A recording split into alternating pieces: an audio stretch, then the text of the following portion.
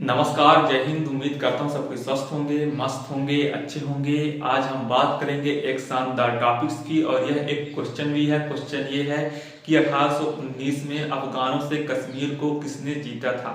इसमें चार ऑप्शन है, लेकिन आप लोग इसका करेक्ट आंसर जानते हैं। इसका सही आंसर रणजीत सिंह है। रणजीत सिंह जी ने 1819 में कश्मीर विजय किया था।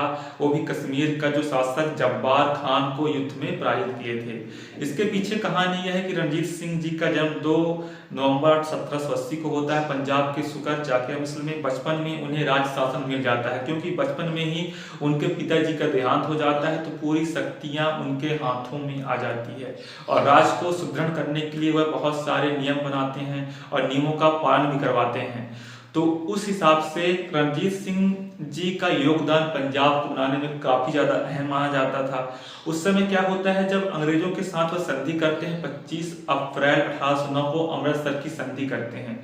उस संधि के अनुसार यह होता है कि सतलज नदी जो होती है, सतलज नदी के किनारे अंग्रेजों और रणजीत सिंह जी ने एक सीमा रेखा स्वीकार कर लेते हैं। उस सीमा रेखा स्वीकार कर लेते हैं। सीमा रेखा को स्वीकार करने के बाद उसमें और भी ज्यादा नियम होते हैं। उस नियम के अनुसार जो अंग्रेज अधिकारी क्या होते हैं, जो अख्तर लोनी होता है, अख्तर लोनी के नेतृत्व में लुधियाना में एक सैन्य शिविर लगाया जाता है, एक सैन्य छावनी की स्थापना की जाती है।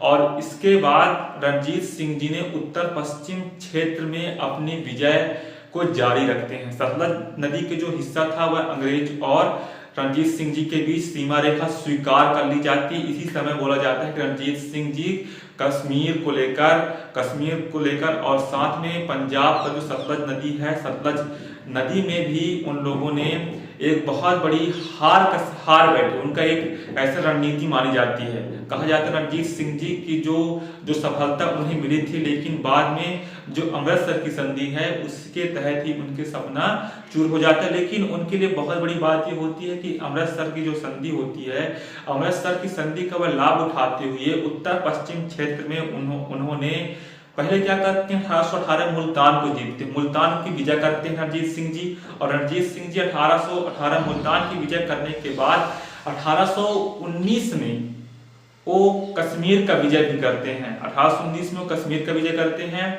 जिनमें जो कश्मीर का शासक उस समय अफगान शासक जब्बार खान था, बहुत क्रूर शासक था। वह लोगों को बहुत ज्यादा प्रताड़ित करता था। तो इस उद्देश्य से रणजीत सिंह जी कश्मीर जाते हैं, कश्मीर का विजय करते हैं। 1819 में कश्मीर का विजय करते हैं। फिर उसके बाद वो पेशावर भी जीतते हैं, जो कि करीबन 1819 से 1820 में पेशावर को जीतते हैं। जो अमृतसर की संधि थी, आप लोग इसे नोट कर लीजिएगा, एग्जाम के दृष्टिकोण में काफी ज्यादा इंपॉर्टेंट है। जो 25 अप्रैल 1809 को सतलज नदी के किनारे जो दोनों सीमाओं की रेखा स्वीकार कर ली जाती है, वह उत्तर पश्चिम क्षेत्र माना जाता है। तो उत्तर पश्चिम क्षेत्र जो कि रणजीत सिंह जी के लिए बहुत ज्यादा लाभदायक भी होती है। और उसके बाद अंग्रेजों ने बाद में जब रणजीत सिंह जी की मृत्यु हो जाती है, उसके बाद हर साल 2 साल के बाद जो कश्मीर के जो राजा होते हैं वो बदलते रहते हैं।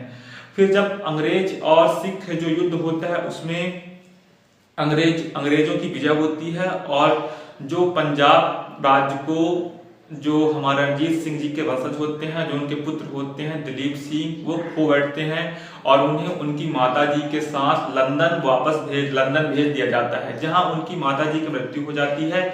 और उनकी माताजी की मृत्यु के बाद ऐसा कुछ बोला जाता है कि जो रणजीत सिंह के पुत्र दिलीप सिंह थे, वो बाद में क्रिश्चियन धर्म भी अपना लेते हैं, लेकिन बाद में वो आके सिख धर्म फिर से अपना लेते हैं। फिर उसके बाद देखा जाए रणजीत सिंह जी को जो साम्राज्य था, पंजाब साम्राज्य था, एक बहुत सुदृढ़ साम्राज्य था, लेकिन उनके जो उनके वंशज थे, वो पूरे साम्राज्य को एकदम निर्बल शासक होते हैं, वह पूरा खो बैठते हैं। तो उम्मीद करता हूँ दोस्तों ये टॉपिक था, तो उम्मीद करता हूँ वीडियो पसंद आई होगी। ना भी आई होगी तो आप लोग एक फ्रेंड नाते कर लीजिएगा। धन्यवाद, टेक केयर, जय हिंद, जय